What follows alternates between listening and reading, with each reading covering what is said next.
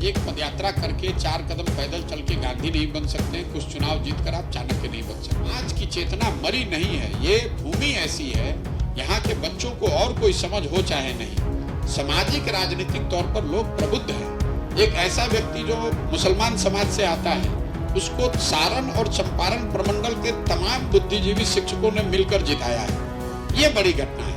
इसी एमएलसी का जीतना नहीं जीतना उससे क्या होता है, उससे कोई। नमस्कार, मैं श्वेता और आप देख रहे हैं न्यूज फाउंडेशन। राजनीति रणनीतिकार प्रशांत किशोर अपने पद यात्रा के दौरान हाजीपुर पहुंचे, जहां हाजीपुर पहुंचने के बाद उन्होंने मीडिया कर्मियों से बातचीत की। बातचीत में उन्होंने महागठबंधन की सरकार पर जमकर बोला है। उन्होंने कहा है कि महागठबंधन की सरकार है, जो तेजस्वी यादव है, वो भले ही इफ्तार पार्टी दे रहे हैं, लेकिन एमएलसी चुनाव में उनकी जो हार हुई है और आफाक अहमद की जीत हुई है, वो ये साफ बता रही है कि अगर आप इफ्तार की पार्टी भी दे देंगे, फिर भी आपकी जो अल्पसंख्यक है आपको वोट नहीं दे रहे। साथ ही साथ उन्होंने आफाक अहमद की जीत को लेकर भी बोला है कि आफाक अहमद की जीत में जितने उन्हें वोट मिले हैं, ये एक बड़ी बात है। उन्होंने ये भी बोला है कि जो बिहार सरकार है वो किसान की मुद्दों को लेकर बात नहीं करती है और सिर्फ इधर उधर की बातें करती रहती है। क्या कुछ प्रशांत किशोर बोल रहे हैं, हम पूरे छोड़े जाते हैं उनकी बातों के साथ। आपको आप एक पदयात्रा करके 4 कदम पैदल चल के गांधी नहीं बन सकते हैं, कुछ चुनाव जीतकर आप चाणक्य नहीं बन सकते हैं। ये सदियों में, ये लोग महामानव हैं, सदियों में कोई एक पैदा हुआ है।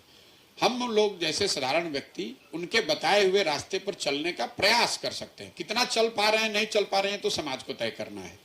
हमारा प्रयास ये है कि अभी तक मैंने नेताओं का, दलों का काम किया है, उनकी मदद की है। अब मैंने तय किया है, संकल्प किया है कि मुझे लोगों की मदद करनी है। जिसको भी लोग चुनकर आपस से निकालेंगे, विचार विमर्श करके जिनके नाम पर भी सहमति होगी, उसके पीछे जनसुराज की, प्रशांत किशोर की पूरी ताकत, समझ, संसाधन, व्यवस्था लगेगी। और आपने देखा, अभी हमने इसको करके दिखाया। मैं रोज ये भी कह रहा हूं कि जो मैं कह रहा हूं इस पर आप बिल्कुल भरोसा मत कीजिए, जो मैं कर रहा हूं उसको देखिए। मैं 6 महीने से चल रहा हूं पैदल, इसको तो कोई नहीं नकार सकता है।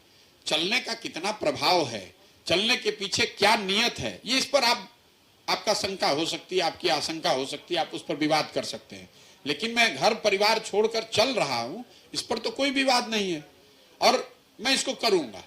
मुझे यही करना है और मेरा विश्वास है बिहार के लोगों पर कि उनकी चेतना कहीं दब गई है, लेकिन वो मरी नहीं है।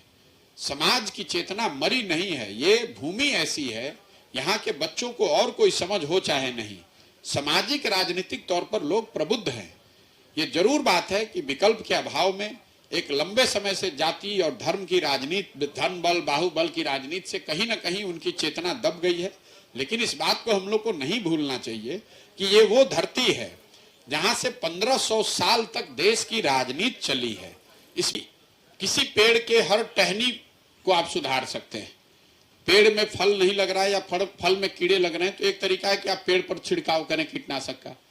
लेकिन अगर जड़ में ही खराबी है, जड़ में ही दीमक लग गया है, तो आप पेड़ की टहनियों को, उसके फल को अच्छा नहीं कर सकते हैं।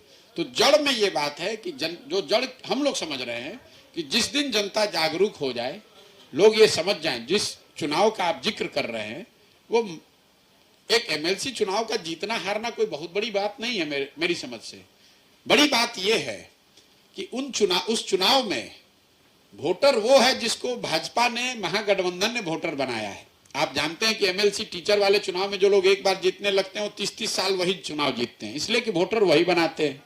तो वोटर बनाया महागठबंधन ने, वोटर बनाया भाजपा ने। जिस सज्जन के दुखद मृत्यु की वजह से वो उपचुनाव हुआ, तो लोग ये समझते हैं कि भाई जिसकी मृत्यु हो जाए तो सहानुभूति का लहर उनके फेवर में रहेगा। उन्हीं के लड़के चुनाव लड़ रहे थे। और बिहार में हम लोग ये भी कहते हैं जाति और धर्म। मुसलमान कोई कैंडिडेट चुनाव लड़ रहा था, जिस दिन चुनाव हो रहा था उस दिन बिहार में 3-4 जगह से दंगों की रामनवमी में घटना हुई है। उसके बावजूद उस व्यक्ति को लोगों ने धारा के विपरीत जाके, एक ऐसे व्यक्ति को जिसको शिक्षक नेता के तौर पर कोई नहीं जानता है, एक ऐसे व्यक्ति को जिसने वोटर नहीं बनाया है, एक ऐसा व्यक्ति जो मुसलमान समाज से आता है, उसको सारण और चंपारण प्रमंडल के तमाम बुद्धिजीवी शिक्षकों ने मिलकर जिताया है। ये बड़ी घटना है। किसी एमएलसी का जीतना नहीं जीतना उससे क्या होता है, उससे कोई। अभी तक जो मेरी समझ में आई है बात 190 दिन चलने के बाद, बिहार में किसानों की जो बदहाली है उसके 3 प्रमुख कारण हैं। पहला जो कारण है वो भूमि सुधार का न होना। बिहार में पिछले 75 साल में भूमि सुधार के दिशा में, लैंड रिकॉर्ड को स्ट्रीमलाइन करने के दिशा में कोई प्रयास नहीं हुआ है। उसकी वजह से बिहार में 60% लोग ऐसे हैं जिनके पास जमीन है ही नहीं। देश के आपके ध्यान के लिए बता दूं कि देश के स्तर पर 38% लोग भूमिहीन हैं, बिहार में 60% लोग भूमिहीन हैं। और जो 40% लोग जिनके पास जमीन है, अगर उसका लैंड होल्डिंग आप देखिएगा तो आपको पता चलेगा कि उसमें 90% मतलब करीब करीब 35 से 36 आदमी ऐसा है जिसके पास 2 बीघे से कम जमीन है। तो जो बिहार में खेती है वो इतनी छोटे स्तर की है कि ज्यादातर लोग समाज में या तो खेती अपने बाल बच्चों के पेट भरने के लिए खाने वाली खेती कर रहे हैं, जिसको अंग्रेजी में हम लोग कहते हैं सब्सिस्टेंस फार्मिंग। आप खेत में वही पैदा कर पाते हैं जिससे कि आपके बाल बच्चों का पेट भर जाए, वो कमाने का जरिया नहीं है। सिर्फ आंकड़े बताते हैं कि बिहार में 4 से 5% किसान ही ऐसे हैं जिनके लिए खेती आमदनी का जरिया है। बाकी लोग खेती या तो अपना और अपने बाल बच्चों के पेट भरने के लिए कर रहे हैं या फिर खेतों में मजदूर हैं।